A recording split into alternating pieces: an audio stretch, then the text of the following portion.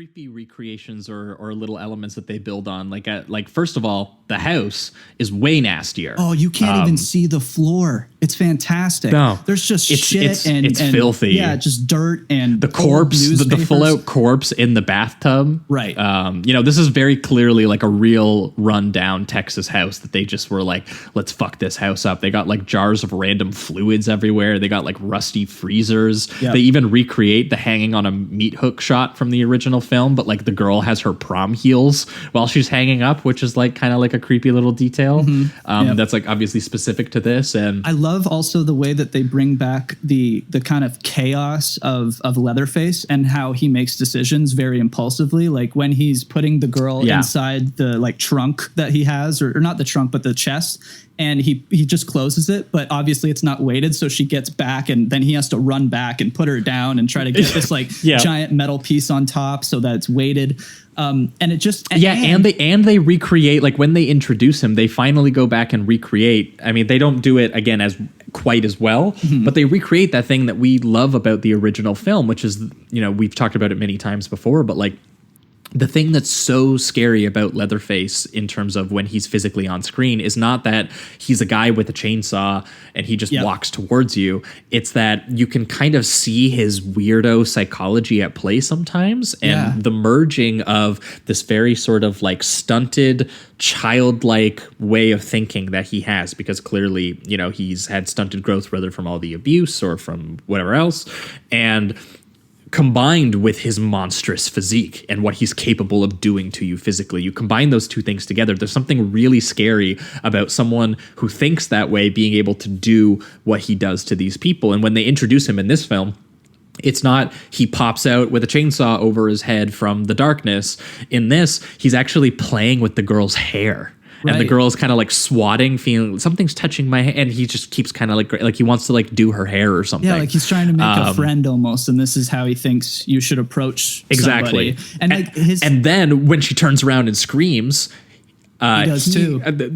He screams back at her, and then that's when he puts her on the meat hook and everything like that. And like like that stuff for me, like that, this writer, he clearly knows Leatherface the character. Yeah. So and that's again, the thing, even if I don't know about his necessarily all his skill as a director, necessarily like how it goes up, like stacks up against Hooper, this guy clearly understood what made that original film work in terms of the character specificity of it here. So yeah, because that's the thing. He needs to be unpredictable, uncontrollable, and like a juggernaut. But his impulsive nature, his nature to just kind of go off whenever something unsatisfying happens to him is what's scary. Because like you said, he's trying to almost like make friends, and without her screaming, maybe he would have prolonged the attack a little bit more. You know what I mean? Because it almost feels like she screams, so he reacts, and he's like, well, I've got to do something about it, so I'm going to kill her.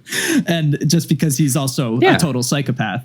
But and then when it does, it brings back that random chaos and hysteria of the horror sequencing, right? Like when he's chasing her around multiple stories of the house and wielding the chainsaw on the roof at one point, for example. Yeah, that's a great image itself, just to see like him walking along the roof. have the final girl just like run and burst through a glass window, which they do, which is kind of funny in itself.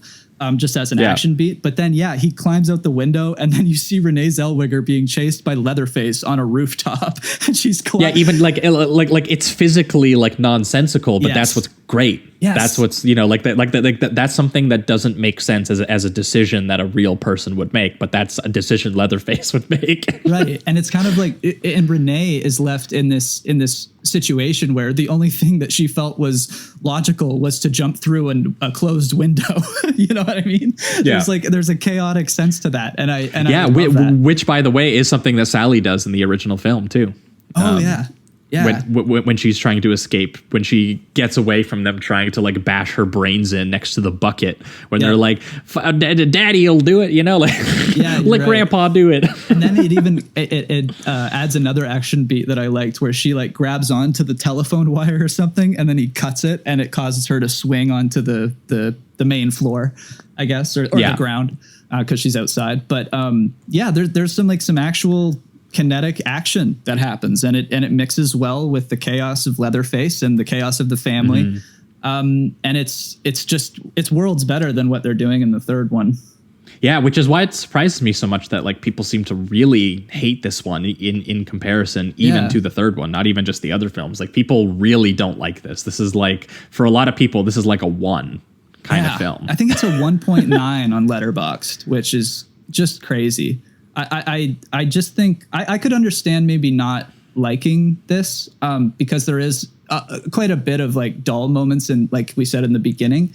But once it gets revved up, it truly feels like a Texas Chainsaw movie. And it's definitely more than the last film did. Yeah, like genuinely, they do recreate some of the things we say we're missing. Like it has that energy, it has that hysteria, and even though once again it's kind of going through a lot of the same beats as the first film, not quite as good in the filmicking. It is. At least it's there. You know, like there's something there. You know, we're not just, you know, this isn't just a cynically greenlit, let's turn this into a generic slasher.